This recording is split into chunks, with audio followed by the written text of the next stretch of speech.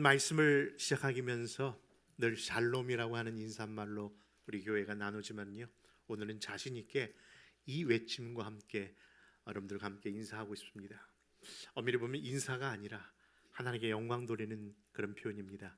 할렐루야. 정말 하나님은 할렐루야 찬양받기에 합당하신 하나님이시기 때문에 이 고백을 드리는데요, 그것은 여러분들의 그 기도와 또 성원과 또 사랑으로, 그리고 하나님의 은혜로 이 여행을 무사하게 마치고 이 자리에 설 수 있었던 것, 저에게는 늘 정말 감사한 마음입니다. 사실 떠나면서 우리 이해 목사님이신 HB 목사님, 김현배 목사님에게 제가 혹시 안 나타나면 강단을 부탁합니다 라고 그렇게 유언적인 말도 전하고 갔거든요. 근데 이렇게 돌아왔기 때문인 것이죠. 사실 여러분들 지난 8일 월요일 아침 10시에 이곳에서 모여서요, 교회에서 모여서 기도하고 출발한 지 20시간 넘어서 그 현지에 도착할 정도로 정말 긴 여정이었습니다. 여정을 살펴보니까요, 비행기를 7번 탔더라고요. 차량을요 2번이나 렌트카를 하면서 정말 이틀을 달려간 것 같습니다. 그리고 차만 탄 게 아니라 배도 타야 했었고요. 그리고 가장 위험하다는 지하철도 탔었고요. 버스와 도보 등 사도바울이 걸었던 그 선교 여행지를요 저희들이 밟고 돌아왔답니다. 그런데 아시다시피 또 보시다시피 참관 연령을 보니까요 40대 후반부터 그리고 80대의 어른까지 어느 하나 만만한 분들이 없는 그런 고된 여정과 여행자들이었습니다. 그런데 이 여행이 이렇게 기쁨으로 보고 할 수 있었던 이유는 이 여정을 위해 지난 1년 반 동안 우리가 기도하며 준비한 결과이고, 그 모든 것이 하나님의 인도하심의 결과였다는 것을 이 시간 고백하며 또 찬양과 영광을 돌리는 겁니다. 그런 의미에서 오늘 이 말씀을 전하기에 소아시아 비전 여행을 보고 형식의 7번째 주자로 저도 그런 형식으로 말씀을 잠시 나누겠습니다. 사실 우리 6분들에게 이렇게 공지했거든요. 길게 말씀 전하지 말고 단 한 문장으로 나에게 비전 여행은 네모다, 땡땡이다 이렇게만 전하시고 빨리 내려오시라고 했는데 전할 일이 너무 많으셔서 시간이 많이 가서 제가 줄이도록 하겠습니다. 저에게 있어서 이번 비전 여행은 땡땡 네모였다. 그것은 첫째, 위로와 기쁨의 여정이었답니다. 우리 한번 고린도전서 7장 5절과 5절의 7절의 말씀을 찾아서 그 이유를 살펴봅니다. 좀 긴 말씀입니다만은 이 말씀이 정성교사님께서 바로 우리들을 만났을 때 그의 마음을 표현한 표현이었답니다. 우리 한번 같이 읽겠습니다. 시작.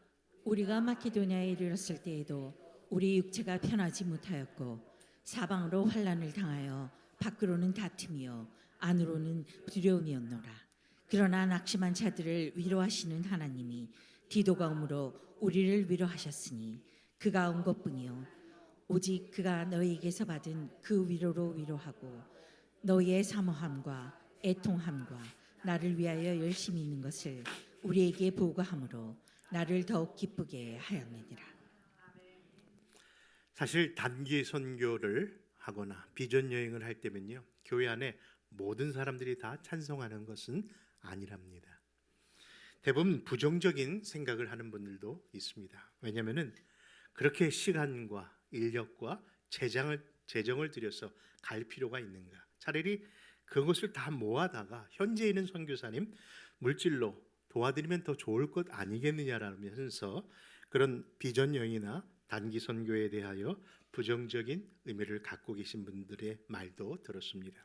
그러나 여러분, 여러 차례 선교 여행을 다녀온 저로서는요, 그 선교는 결코 선교 현지의 불신자들에게 복음을 전하는 것만 한다는 것이 아님을 알았기에 이 비전 여행을 우리 교회에서도 도전하게 된 겁니다. 다시 말해서 현지에서 정말 힘들게 외롭게 수고하시는 선교사님들과 단지 며칠만이라도 같이 동행하며 함께 시간을 나누는 것이 그 사역에 얼마나 큰 좋은 영향력을 미치는가를 보았기 때문입니다. 여러분 방금 읽으신 본문에서도요. 지금 마게도냐, 지금으로 본다면은 유럽이라고 하는 곳에서 선교를 하셨던 복음을 전했던 사도 바울 역시 세 가지 삼중적 고난 속에 닥쳐 있을 당시가 아닙니까?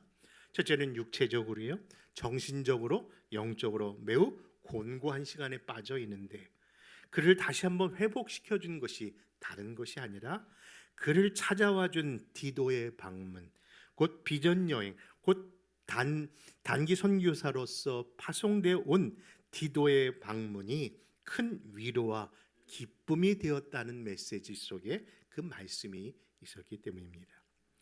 사실 하나의 열매를 맺는다는 것이 쉬운 일이 아닙니다. 한 영혼을 구원한다는 것, 이것은 1년, 2년, 아니 10년, 아니 20년이 지난 그런 시간 속에서도 한 영혼 구원하기가 쉽지 않냐는 그 영적 싸움에 놓여 있는 현지 선교사들에게는요, 정말 가까운 신앙의 벗이 그를 찾아주었을 때 큰 위로와 기쁨이 된다는 이야기를 수시로 듣기 때문입니다. 그런 의미에서 이번 우리 아름다운 동산교회 소아시아 비전 여행 역시, 그리고 이번 여행자의 방문이 그러한 선교지에 위로와 기쁨이 되고, 그런 능력과 기쁨이 당사자들뿐만 아니라 이 자리에 우리 모두에게도 똑같은 수혜자들이 되시기를 주님의 이름으로 소원합니다. 두 번째, 이 비전 여행은 저에게 땡땡 네모다. 두 번째로요, 살아계신 하나님을 가장 가까이 경험할 수 있는 삶의 체험의 현장이었다. 왜 땡땡이 기냐고요? 다시 정리합니다. 이번 비전 여행은 삶의 현장이었다. 그 의미를 보여주는 말씀이 고린도전서 3장 5절과 7절입니다. 같이 찾아 읽습니다. 시작. 그런즉 아볼로는 무엇이며 무엇이냐? 바울은 무엇이냐? 그들은 주께서 각각 주신 대로 너희로 하여금 믿게 한 사역자들이니라. 나는 심었고 아볼로는 물을 주었으되 오직 하나님께서 자라나게 하셨나니 그런즉 심는 나 물 주는 이는 아무것도 아니로되 오직 자라게 하시는 이는 하나님뿐이니라. 아멘인 줄 믿습니다. 사실 12박 13일간의 여정을 보면요, 12박 13일이 아니라 한 12년 살아온 것 같이 정말 힘든 여정을 경험했습니다. 그런데 그 오신 분들을 살펴보니까요, 미국원이신지 최소한 15년, 20년, 30년, 40년 된 분들이 계셨는데, 어떤 분, 대부분의 분들이 사실 목사님 저 이민 와서 처음으로 여권 만들어서 해외 나가는 거예요. 한국도 가본 적이 없었다는 겁니다.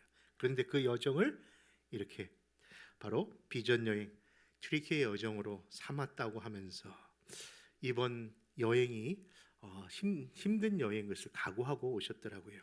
왜냐고요? 아시다시피 정말 다른 문화에 가는 거잖아요. 다른 나라, 언어의 속에 거해야 되지 않습니까? 아니 낯선 사람들과 만나야 되는 것 아닙니까? 그리고 우리가 듣기로 튀르키예, 터키는요 그렇게 음식이 맛있다라고 들었는데, 혹시 이 방송을 혹시 실시간으로 듣고 계신 분이 있다면 용서하십시오. 아니더라고요. 생각보다 정말 그 희한한 향료가 들어있어서 음식과 음료가 잘 안 맞더라고요. 저만 그런 게 아니죠. 네. 그러면서도 그것을 꿋꿋이 참아내면서 먹어야 산다, 먹어야 버틴다 하면서 그 참아낸 정말 삶의 체험의 현장이 그 여정이었답니다. 심지어 앙카라에서 갑바도기아로 가는 4-5시간의 여정 속에서는요, 힘들게 도착했는데 숙소를 찾질 못해서 아까 말씀하셨듯이 아프가니스탄 그 난민 수용소에 우리가 매트 하나 깔아놓고 모든 사람이 자야 되는 형편인데, 제가 아무래도 안 될 것 같아서, 더물도 안 나온다고 그러지, 냉난방도 안 되죠, 물도 마실 수가 없고, 그 지역이 너무 험한 곳이라 어떻게 감당이 안 돼서 저는 여기 머물 테니까 우리 어른들만이라도 호텔 방을 얻자고 수소문을 해봤지만요, 하룻밤에 우리 들어가려면 700불을 투자해야만 들어간다는, 그래도 내가 내겠다는 마음으로 방을 얻었거든요. 그리고 그곳을 찾아가는데 어떻게 된 것인지, 분명히 내비를 그 호텔을 찍어서 갔는데 한참을 돌다가 가보니까 다시 아프가니스탄 난민소에 도착한 거예요. 이건 하나님의 뜻이다 하고 다들 모든 걸 내려놓고 다시 들어가 보니까요, 외로도 잘만 하더라고요. 비록 벌레와 이상한 소리가 나서 잠을 꼬박 세우신 분도 있었지만 말입니다. 여러분, 정말 이런 다양한 체험의 현장이 그곳이었습니다. 또한 저 개인에게도 정말 다양한 경험을 하게 되었는데, 여러분 저를 보시는 바와 같이 떠날 때와 돌아올 때 제 헤어스타일이 좀 달라지지 않았습니까? 이게 바로 터키 이발사가 해주신 경험을 하고 왔답니다. 어떻게 잘 어울립니까? 여러분, 근데 경험하지 말아야 할 것도 경험했습니다. 로마에 도착했는데요, 아까 그런 표현이 있었습니다만 소매치기가 많다고 해서 다 조심을 했는데, 첫날은 우리 김준원 장로님이 당하셨고, 둘째 날은 제가 당했는데, 김준원 장로님 것은 찾았는데 저는 다 잃어버렸습니다. 정말 결코 경험하고 싶지 아니하는 일을 경험했고요, 정말 다사다난 일들 가운데 운전했던 차량에 경찰에도 잡히기도 했답니다. 그런데 결국은 감사하는 일이 생겼습니다. 왜냐하면 제 지갑엔 돈이 딱 달랑 20불밖에 안 남았었거든요. 다 쓰고. 그리고 또 그 가운데서도 또 경찰에 우리들을 또 쉽게 보내주었고요. 모든 것이 보면은요, 경험은 하게 하시는데 다 하나님의 인도의 역사였다는 것을 보면서, 여러분 정말로 큰 은혜의 시간이었습니다. 근데 여러분들 오늘 보고하시는 6분들 보셔서 알지만은 만만치 않은 사람 다 들어갔습니다. 아니 색깔이 어떻게 이렇게 빨주노초 파남보, 정말 다른 사람들이 섞여 있는데, 과연 이분들이 한 색깔 주장하면은 분명히 분위기가 삭막해질 때 걱정되면서 올라갔던 여정인데, 여러분 놀라운 사실은요, 이분들이 서로 싸우지 않더라고요. 이분들이 서로 자기 주장하지 않더라고요. 아니 끝까지 서로 무슨 내기하듯이 배려의 여신, 사랑의 여신, 친절의 여신들이 되어서, 남자들은 괜찮잖아. 죄송합니다. 여성들은 정말 끝까지 자기네 모습 다 내려놓으시고 서로를 돌보주는 그런 모습을 경험한 것은 다 하나님의 은혜였습니다. 그러면서 우리에게 모든 계획을 하고 준비했지만 결국 이 모든 것에서 잠언서 16장 9절의 말씀이 떠오르게 하시더라고요. 사람이 마음으로 자기 길을 계획할지라도 그 걸음을 인도하시는 분은 누구시다? 여호와 하나님이시라고요. 결국 그 여호와 하나님, 그 아버지께 이 여행의 모든 인도하신 하나님께 감사와 영광을 돌릴 뿐입니다. 그리고 마지막 세 번째, 이 비전 여행은 땡땡이다. 바로 증인의 사명을 다시 깨닫게 하는 여행이었답니다. 오늘 본문 1장 8절 다시 한번 읽어볼까요? 같이 읽습니다. 오직 성령이 너희에게 임하시면 너희가 권능을 받고 예루살렘과 온 유대와 사마리아와 땅끝까지 이르러 내 증인이 되리라 하시니라. 그럼 이 말씀은 우리가 사도행전 전체의 주제 아닙니까? 그러면서도 모든 그리스도인들이 받은 사명 선언문이라고도 합니다.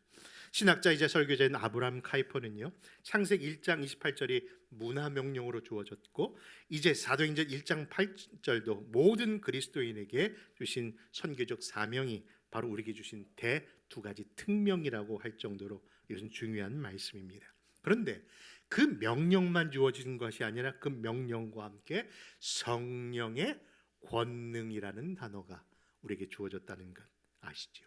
여러분 그 권능이라는 단어를 찾아보니까요, 헬라어로 두나미스라고 하는데, 그 두나미스라는 단어가 영어의 그 유명한 다이나마이트가 되는 원어더라고요.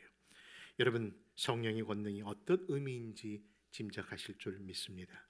스데반이 유대인들을 위해서 복음을 증거하다가 도리어 돌에 맞아 순교하지 않습니까? 그런데 그 다이나마이트 같은 성령의 권능이 그 현장에 살기 등등에 서 있었던 사울에게 임하면서 그 사울이 바로 바울이 되는 역사 속에 성령의 권능이 예루살렘과 온 유다와 사마리아와 땅끝까지 이르러 그 복음이 이 자리에는 저와 여러분들에게 이어졌던 것은 정말 성령의 권능은 여전히 살아계신 능력임을 증거한다 하겠습니다. 여러분, 이미 여러 서분의 보고를 들어서 아시는 바와 같이 이번 비전 여행은 소아시아 7교회를 방문하는 여정이었습니다. 그런데 그 여정의 내용은요, 여러분 잘 아시는 사도행전을 통해 등장했던 여러 사도들이 이제 다 죽고 마지막 사도라고 불려지는 사도 요한이 결국 밤모섬에 귀양 가서 하나님의 계시를 받았을 때 임했던 내용입니다. 7교회 보낸 그 편지 속에 아시아의 7교회는 7교회만이 아니라 모든 교회를 대표하는 상징적 의미로서 이야기하시면서 그 교회 하나하나에게 칭찬도 주시고 책망도 하시고 또는 권면도 하시는 내용을 담고 있습니다. 근데 그 7교회를 상징하는 7촛대 사회를 우리 하나님이 그리스도 안에서 역사하시면서 그 내용을 살펴보니까요, 대부분 책망이더라고요. 이미 말씀하신 것처럼 여러분, 첫사랑을 버렸다고 책망받은 에베소 교회, 사단의 교만의 자리에 앉아버린 버가모 교회, 거짓 교사와 선지자들을 따랐던 두아디라 교회, 그리고 물질의 부에 빠져 신앙을 잃어버린 사대 교회, 뜨겁든지 차든지 했던, 그래서 내 입에서 토해버리겠다고 책망받았던 우리 정희욱 집사가 담당한 교회, 이런 라오디아 교회까지 그 모든 책망이 있었는데요, 그 가운데 칭찬이 있었던 교회가 두 교회라고 말씀드렸습니다. 무슨 교회라고요? 빌라델피아 교회와 서머나 교회라고 말합니다. 그래서 그 여행을 찾아가 봤죠. 그랬더니 정말 이 비전 여행을 통해서 정말 하나님의 말씀과 하나님의 약속은 정말 영원한 것이라는 것을 깨닫게 되었던 겁니다. 여러분들, 그 삶의 그 비전의 현장 그리고 비전 여행의 현장을 좀 생생하게 여러분들에게 좀 보여줬으면 좋겠는데, 어젯밤 8시에 도착을 했어요. 이걸 준비할 시간이 없고 나눌 시간이 없어서 그래도 여러분들에게 조금이라도 보여드리고 있어서 제가 사진 몇 장을 골라와서 말씀을 정리하는 대로 삼겠습니다. 첫 번째 보실 장면은요, 아까 표현했던 것처럼 사진의 장면입니다. 이 교회는 바로 골로새 교회인데요. 여러분, 7교회는 아니지만 골로새는 아주 큰 성지였고 도시였고요, 교회였습니다. 그런데 다 아무것도 남은 곳이 없고요, 표지판 하나로 여기가 옛 터라는 것만 보여주고 있을 뿐이라는 것이죠. 얼마나 안타까웠는지 모릅니다. 그런데 두 번째 사진입니다. 근데 이 교회는 칭찬받았던 교회고 작은 능력을 가지고도 내 이름을 배반치 아니하였다고 하시면서 너희들을 이렇게 축복하시만 하셨던, 그렇게 칭찬받은 교회 빌라델피아 교회인데요, 여러분 무슨 칭찬을 하셨다고요? 너희가 작은 것을 가지고도 내 이름을 배반치 않고 죽도록 충성했다고 해서 너희를 성전에 뭐로 삼겠다? 기둥되게 하신다고 했더니, 진짜 그 교회 같은 것은 가보니까요, 그 교회 뭐만 남았어요? 2000년에 저 기둥이 남아있더라고요. 정말 하나님이 이처럼 대단하구나, 하나님 말씀이 이처럼 변함이 없으시구나를 깨달았답니다. 근데 여러분, 또 다른 칭찬받는 교회 있다고 들었습니다. 어디라고요? 서머나 교회. 근데 이 서머나 교회는요, 고난을 정말 두려워하지 않고 말 그대로 죽도록 충성한 교회였기에 순교자가 많이 나온 교회입니다. 이 서머나 교회는 얼마나 충성된 교회 사람이 많이 있는지, 그 유명한 서머나 교회의 그 지역에 수많은 순교자들이 이러는데요, 그 순교자의 피가 하날 하날의 미랄이 되어서 정말 없어지지 아니하고 열매를 맺은 현장이 2000년이 지난 아까 골로새 교회처럼 과거에는 화려했는데 지금은 흔적도 찾아볼 수 없는데, 이 서머나 교회는요, 순교자의 피가 그곳에 떨어짐으로 인하여 어떤 결과를 낳은지 아십니까? 터키의 3대 도시로 남아있어요. 이스탄불, 앙카라, 이즈미르라는 새 이름으로 지금 어떻게 변했는지 보시겠습니까? 저렇게 화려한 도시가 형성되었고, 유일하게 터키 지역에 여전히 교회와 믿는 사람들이 가장 많은 지역으로 하나님이 그 지역을, 그 교회터를 세워주시는 것을 보면서 여러분, 폴리칸만이 아니라 수많은 믿음의 순교자들이 정말 흘렸던 그 피가 결코 사라지지 않은 열매로 세워졌구나. 여러분, 그렇습니다. 그 통해서 주어진 이사야서 40장 8절의 말씀을 떠오르게 하셨습니다. 같이 읽습니다. 풀은 마르고 꽃은 시드나 우리 하나님의 하나님의 말씀은 영원히 서리라 하라. 사랑하는 성도 여러분, 그렇습니다. 톨스토이의 말처럼요, 이 세상에 가장 중요한 때가 언제냐고요? 지금인 줄 믿습니다. 이 세상에 가장 중요한 사람이 누구인가? 지금 만나는 사람일 줄 압니다. 이 세상에 가장 중요한 일은 무엇일까? 여러분, 우리에게 남은 일은 하나밖에 없습니다. 무슨 일이요? 예수님 오는 일밖에 남지 않았은 이 시대에 살면서 가장 중요한 때에 내가 만나는 그 사람에 대하여 여러분, 가장 중요한 예수님을 전하는 그 삶, 그것이 바로 이 땅에 살고 있는 우리들이 해야 할 일이 아닐까요? 여러분, 비전 여행을 갔다 온 6명, 저를 포함해서 7명은요 왜 이렇게 수다쟁이가 되었는지 모르겠습니다.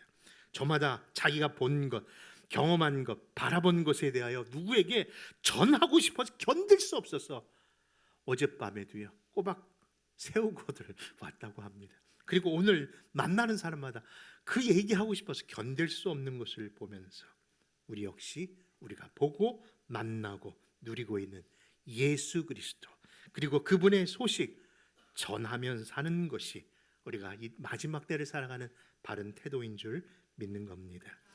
그런 의미에서 증인의 삶 사십시다. 예수 그리스도를 전하는 교회, 그런 가정, 성도들이 되어주시기를 바랍니다.